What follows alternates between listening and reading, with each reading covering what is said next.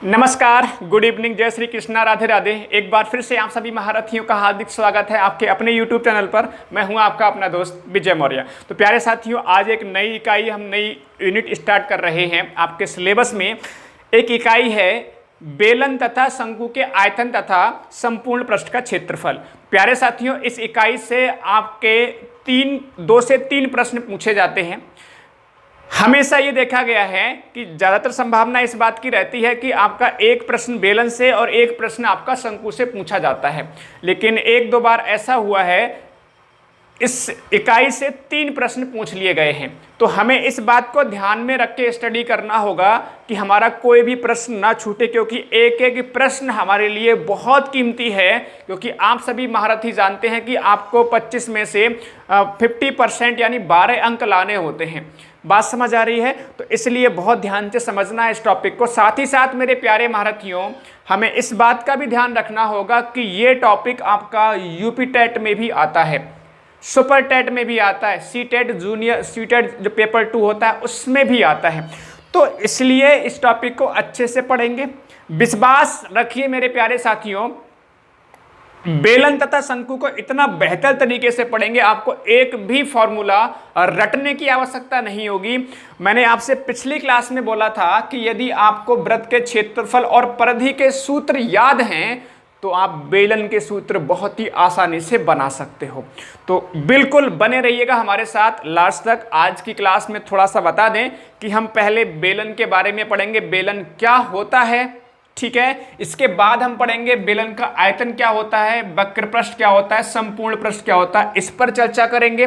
फिर हम कुछ बेसिक एग्जाम्पल्स से कैसे करके आयतन निकाला जाता है, कैसे करके वक्र पृष्ठ निकाला जाता है, कैसे करके संपूर्ण पृष्ठ निकाला जाता है, इस पर हम चर्चा करेंगे। तो आज की क्लास में हमें इतना पढ़ना है। इसके बाद जो अगली क्लास होगी उसमें जितने भी प्रश्न बेलन से पूछे जा चुके होंगे, हर एक प्रश्न को सब लोग मिलकर अगली क्लास में डिस्कस करेंगे। फिर नेक्स्ट क्लास में हम लोग शंकु पर जाएंगे। बात क्लियर है यहाँ तक? ठीक है ना, बात क्लियर है? तो बहुत ही जबरदस्त तरीके से हम लोग यहाँ पर स्टार्ट कर रहे हैं। सबसे पहले प्यारे महारथियों, हम जानना चाहेंगे कि बेलन होता क्या है। देखिए, जो बेलन है वो हमारा एक तरह से वृत्त से बना हुआ है।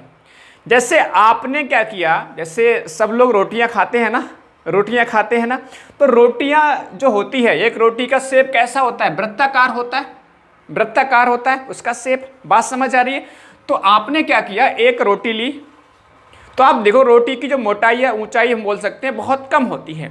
बात समझ आ रही है? तो रोटी को हम वृत्ताकार बोल रहे हैं। इतनी बात क्लियर है?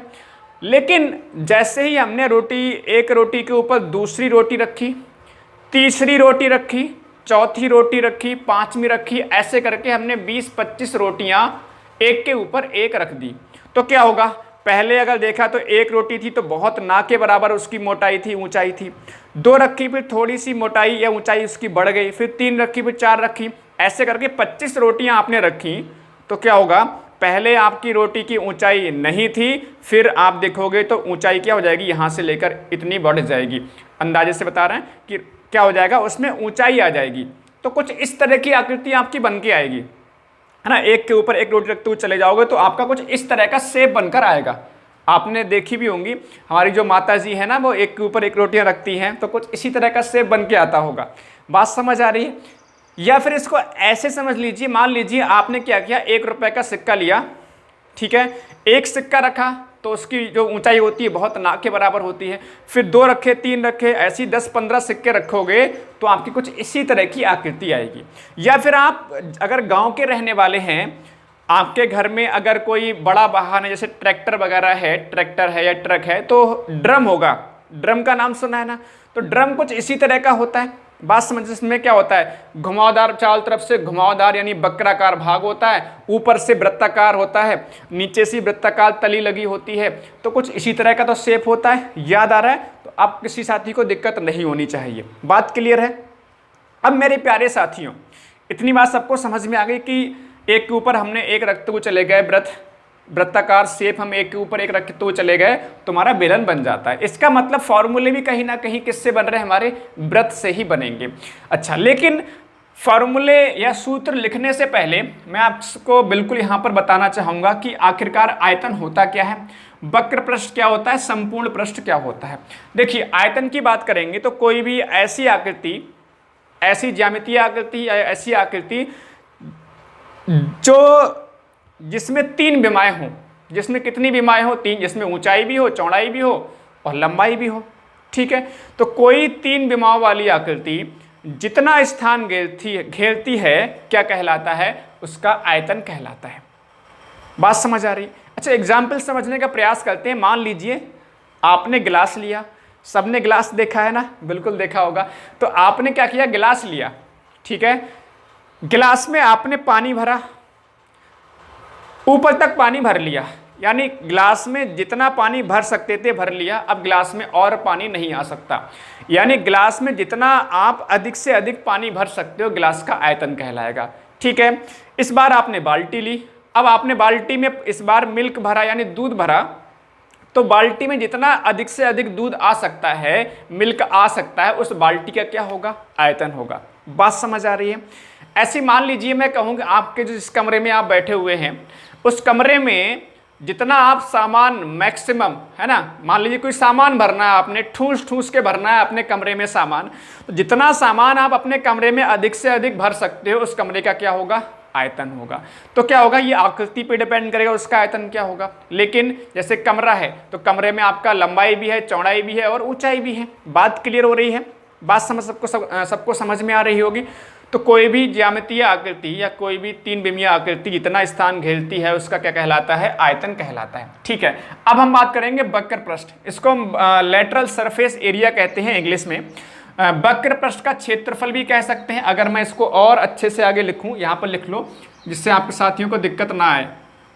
ठीक है, वक्र पृष्ठीय क्षेत्रफल लिख लो इसको, वक्र पृष्ठीय क्षेत्रफल या वक्र पृष्ठ भी बोल सकते हैं। ऐसी संपूर्ण पृष्ठीय क्षेत्रफल। तो वक्र पृष्ठ का क्षेत्रफल होता क्या है, इस पर हम लोग चर्चा करते हैं मेरे प्यारे भारतीयों। वक्र पृष्ठ, वक्र का मतलब क्या होता है, कोई भी ऐसी आकृति जो घुमावदार हो तो वक्राकार कहलाएगी, वह आकृति वक्राकार कहलाएगी। अब मेरे प्यारे साथियों अगर आप ध्यान से देखोगे बेलन को, आपने ड्रम सबने देखा है, तो चारों तरफ से घुमावदार भाग होता है। तो जो घुमावदार भाग है अगर उसका क्षेत्रफल निकालोगे तो क्या कहलाएगा, वक्र पृष्ठ का क्षेत्रफल कहलाएगा। वक्र पृष्ठ का क्षेत्रफल यानी जितना भी घुमावदार भाग है, जितना भी कर्व्ड आपके पास शेप है, आकृति जितनी भी कर्व्ड है उसका क्षेत्रफल, कर्व्ड क्षेत्रफल क्या कहलाएगा, वक्र पृष्ठ का क्षेत्रफल कहलाएगा। ठीक है, अच्छा घुमावदार जितना भी हमारे पास बन रहा है एरिया उसका क्षेत्रफल। बात समझ आ रही है? अच्छा, तो इसमें क्या होगा, इसमें जैसे आपने ड्रम लिया तो ड्रम में ऊपर वाला जो एक भाग होगा, जैसे जिसको हम ढक्कन बोल सकते हैं, एक तरह से ढक्कन बोल सकते हैं। ढक्कन हमारा कैसा होता है, वृत्ताकार होता है। कैसा होता है, वृत्ताकार होता है। तो एक तो ऊपर वृत्त बन रहा है और एक तली पर वृत्त बन रहा है नीचे। तो हमने घुमावदार भाग का क्षेत्रफल निकालना है तो एक तो हमारा जो ऊपर वाला जो वृत्त होगा उसको हटा देंगे, या हम कह सकते हैं ढक्कन हमने हटा दिया। ढक्कन हटा दिए तो इसका मतलब खोखला हो गया। ठीक है, ऐसे नीचे की तली हमने हटा दी, इसका मतलब है तली हमने नीचे की हटा दी, ऊपर का ढक्कन हटा दिया। ठीक है, तो क्या बचेगा, केवल और केवल घुमावदार भाग बचेगा। केवल और केवल घुमावदार भाग बचेगा, उसका क्षेत्रफल क्या होता है, वक्र पृष्ठ का क्षेत्रफल कहलाता है। तो वक्र पृष्ठ के क्षेत्रफल में एक तो हमने ऊपर वाले जो वृत्ताकार भाग बन रहा था उसका क्षेत्रफल नहीं लिया, एक हमारा जो तली पर जो वृत्ताकार भाग बन रहा था उसका भी क्षेत्रफल हमने नहीं लिया। बात समझ आ रही है? तो ये हमारा हो गया वक्र पृष्ठ। संपूर्ण पृष्ठ के क्षेत्रफल में क्या होगा, वक्र पृष्ठ तो लेंगे ही लेंगे, साथ ही साथ जो ढक्कन हमारे पास जो बन रहा था यानी जो टॉप का यानी ऊपर का जो भाग बन रहा था वृत्ताकार उसका क्षेत्रफल लेंगे साथ में, साथ ही साथ जो तली बन रही थी वृत्ताकार उसका भी हम लोग क्षेत्रफल लेंगे।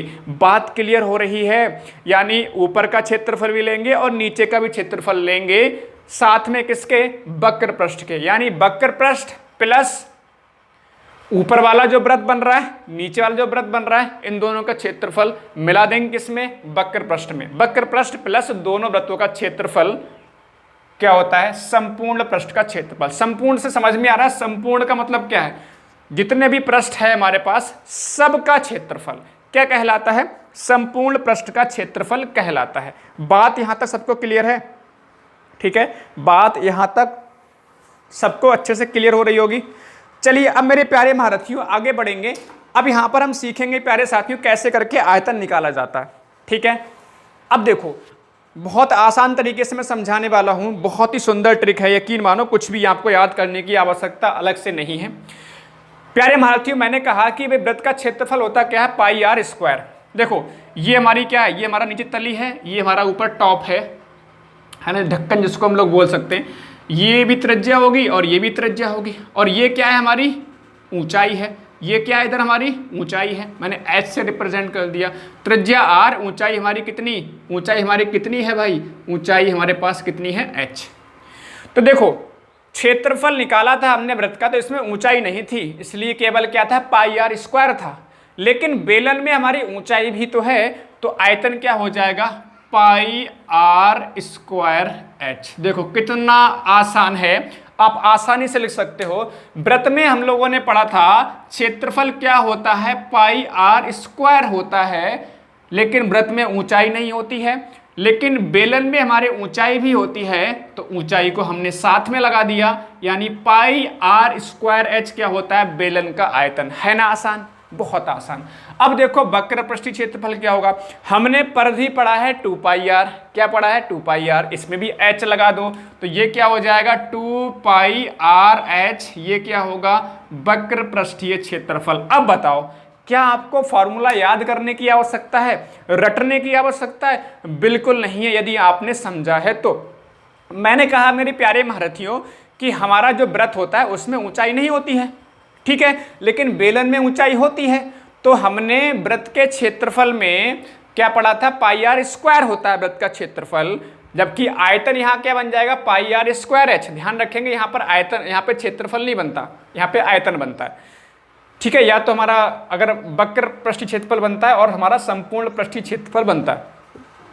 ठीक है, यहाँ पर परिधि क्या थी? 2 पाई आर, और 2 पाई आर से हमारा वक्र पृष्ठ का फॉर्मूला बन गया, क्या होता है? 2 पाई आर h। इतनी बात सबको समझ में आ गई? अगर इतनी बात समझ में आ गई तो ये फॉर्मूला अपने आप से बन जाएगा, संपूर्ण पृष्ठ का क्षेत्रफल अपने आप से बन जाए। कैसे करके? मैंने कहा मेरे प्यारे महारथियों संपूर्ण पृष्ठ में क्या होगा? वक्र पृष्ठ। वक्र पृष्ठ हमारा अभी हमने निकाला 2 पाई आर h, यही तो होता है ना। और साथ साथ मैंने कहा था एक तो हमारे पास जो तली बन रही है, यानी जो बॉटम बन रहा है उसका क्षेत्रफल, और जो आपका टॉप बन रहा है उसका क्षेत्रफल। तो आप देखोगे ऊपर भी वृत्त है और नीचे भी वृत्त है, तो दोनों वृत्तों का क्षेत्रफल क्या होगा? एक वृत्त का क्षेत्रफल होता है पाई आर स्क्वायर, तो दोनों वृत्त क्षेत्रफल क्या होगा? 2 पाई आर स्क्वायर। बात क्लियर है यहां तक? बताओ, बात यहां तक सबको क्लियर है? बिल्कुल, बहुत ही बढ़िया, बहुत ही जबरदस्त, बहुत सुंदर, बहुत बढ़िया। बात क्लियर है ना? मैंने क्या कहा था, अगर आपको पता है कि संपूर्ण पृष्ठ का क्षेत्रफल होता क्या है, तब आप आसानी समझ पाओगे वक्र पृष्ठ प्लस जो हमारे पास बच जा रहा है भाग उसका क्षेत्रफल। तो कौन सा भाग बच गया हमारा? एक तो तली का भाग बच गया, एक हमारा ऊपर का भाग बच गया। तो तली और हमारा जो टॉप है, यानी टॉप और जो बॉटम है, उनका क्षेत्रफल कैसे निकालेंगे? वृत्ताकार हैं तो 2 वृत्त बनेंगे, एक ऊपर वृत्त बनेगा, एक नीचे वृत्त बनेगा, तो दोनों वृत्तों का क्षेत्रफल क्या होगा? 2 पाई आर स्क्वायर, क्योंकि एक का क्षेत्रफल होता है पाई आर स्क्वायर, दोनों कितना हो गया? 2 पाई आर स्क्वायर। तो वक्र पृष्ठ में जोड़ देंगे, इसका आंसर बन जाएगा, यानी फॉर्मूला बन जाएगा। यहाँ पे 2 पाई आर कॉमन ले लो, 2 पाई आर यहाँ पर भी है। 2 पाई आर अगर हमने कॉमन लिया तो अंदर यहाँ पर h बचेगा, यहाँ पे 2 भी कॉमन आ गया बाहर, पाई भी बाहर आ गया, r स्क्वायर है तो एक r तो बाहर आ गया और अंदर एक r रह जाएगा। बस इतना फार्मूला बन गया। बताओ, इतने फार्मूले आसानी से आपको समझ में आ गए होंगे। बस ये तीनों ही फार्मूला हमें याद हैं तो यकीन मानो बेलन का हर एक सवाल आप कर जाओगे। मेरे प्यारे साथियों, आगे बढ़ने से पहले मैं यहाँ पर आपसे एक बात और कह दूँ कि बेलन और शंकु की बात करेंगे तो इससे प्रश्न थोड़े से अच्छे लेवल के पूछे जाते हैं। कहने का मतलब यह है कि आप इसको हल्के में कतई ना लें, फार्मूले हाँ, लेकिन अगर फार्मूले आपको याद हैं तो यकीन मानो आपका हर एक सवाल हो जाएगा। बस फार्मूला अगर आपको याद है तो कोई सवाल छूटेगा ही नहीं, लेकिन बस आवश्यकता इस बात की है कि हमें प्रश्नों को समझ समझ के करने की।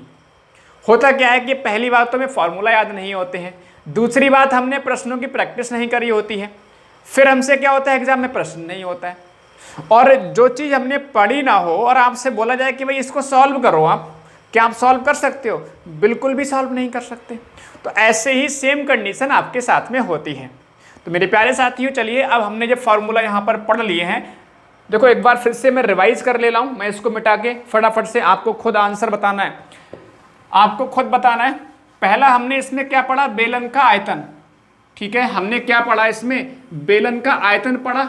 और बेलन का आयतन क्या होगा, किससे बनेगा? वृत्त के क्षेत्रफल से बनेगा। समझ आ रही बात? बेलन का आयतन किससे बनेगा? वृत्त के क्षेत्रफल से। और वृत्त का क्षेत्रफल क्या होता है मेरे प्यारे महारथियों? वृत्त का क्षेत्रफल होता है पाई आर स्क्वायर, तो आयतन क्या हो जाएगा? पाई आर स्क्वायर एच हो जाएगा। अच्छा, हमने वक्र पृष्ठ का फॉर्मूला किससे बनाया? परिधि से बनाया। किसकी? वृत्त की परिधि से। और वृत्त की परिधि मेरे प्यारे महारथियों होती क्या है? 2 पाई आर। तो वक्र पृष्ठ क्या बनेगा? 2 पाई आर एच बनेगा। बात क्लियर है? अच्छा, नेक्स्ट हमने कहा कि संपूर्ण पृष्ठ का क्षेत्रफल कैसे निकालना होता है। तो मैंने कहा भाई जो भी वक्र पृष्ठ है ना उसमें ऐड कर दो 2 पाई आर स्क्वायर। 2 पाई स्क्वायर कैसे करके आया? ऊपर का जो टॉप जो हमारा बन रहा है, जो ढक्कन जिसको हम लोग बोल सकते हैं, और नीचे की जो तली है उसका क्षेत्रफल। तो ऊपर एक वृत्ताकार, नीचे भी वृत्ताकार, ऊपर एक वृत्त नीचे एक वृत्त, 2 वृत्त हो रहा है। एक वृत्त का क्षेत्रफल पाई आर स्क्वायर, 2 का कितना हो जाएगा? 2 पाई आर स्क्वायर। 2 पाई यहाँ से 2 पाई आर कॉमन ले लिया हमने, अंदर क्या बचेगा? एच, और प्लस क्या बचेगा? आर। चाहे तो इतना ही रहने दो, ऐसे करके सॉल्व कर लो, कोई दिक्कत वाली बात नहीं है, चाहे कॉमन लेके सॉल्व कर लो। चलो अब एक छोटा सा प्रश्न लेते हैं मेरे प्यारे महारथियों। मैं केवल इसमें आपको लैंग्वेज नहीं लिखा रहा, आपको लैंग्वेज में बोल दूंगा।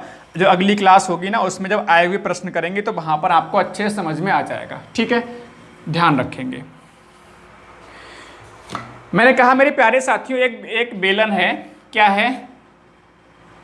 एक बेलन है जिसकी ऊंचाई 10 सेंटीमीटर है।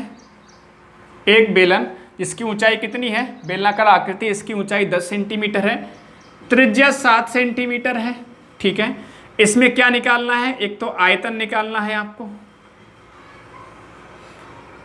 आयतन निकालना है, दूसरा वक्र पृष्ठ का क्षेत्रफल निकालना, और तीसरा संपूर्ण पृष्ठ का क्षेत्रफल निकालना है। देखो प्यारे साथियों, तीनों चीज निकाल के देखते हैं। कुछ भी आपसे एग्जाम में पूछेंगे, आपसे एक ही बात पूछी जाएगी, हम तीनों बातें निकाल के देखते हैं। तो पहली बात ये आयतन। देखो अब फटाफट से रट्टा नहीं मारना। देखिए वृत्त में होता है पाई आर स्क्वायर, और यहाँ पे बन जाएगा H, pi r square H.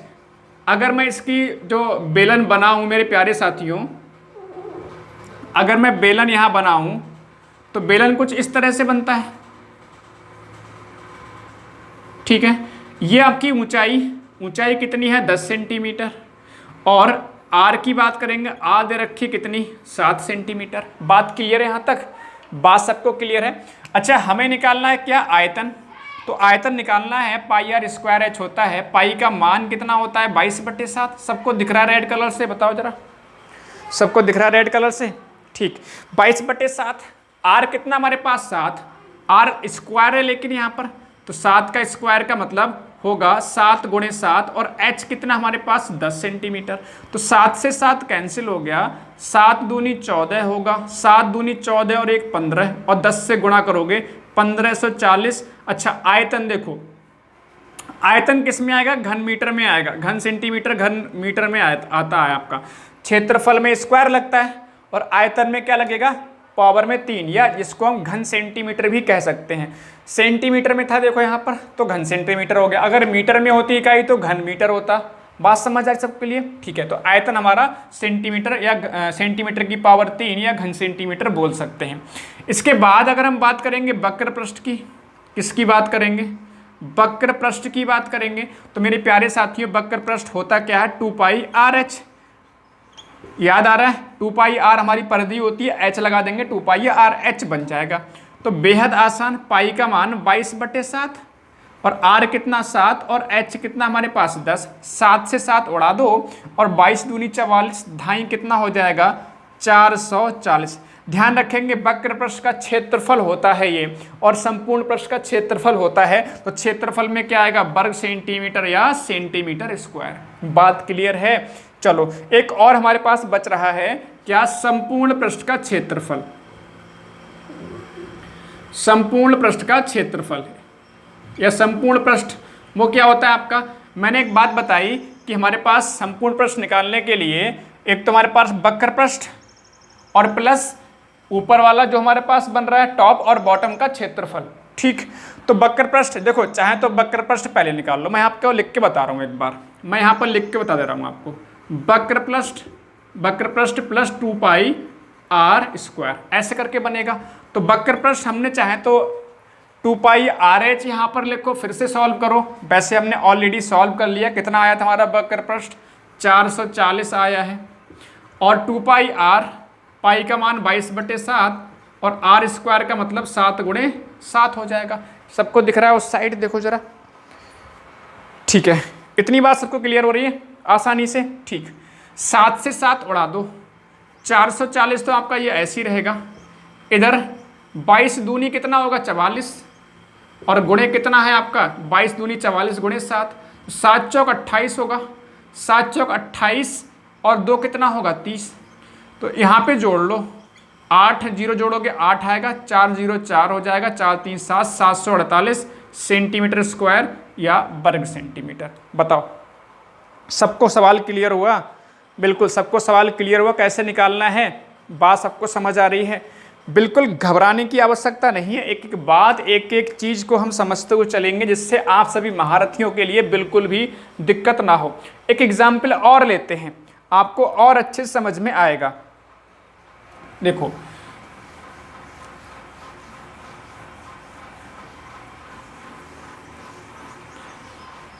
ध्यान से समझना।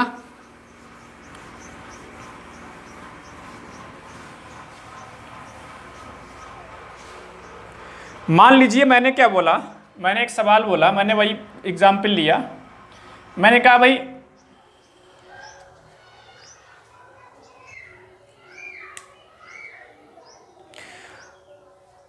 प्यारे साथियों, क्लास आगे कंटिन्यू हम लोग बाद में करेंगे, नेक्स्ट क्लास में कंटिन्यू करेंगे। लाइट इस समय जा चुकी है, तो फिलहाल आपकी आज की क्लास यहीं पर हम लोग स्टॉप करते हैं।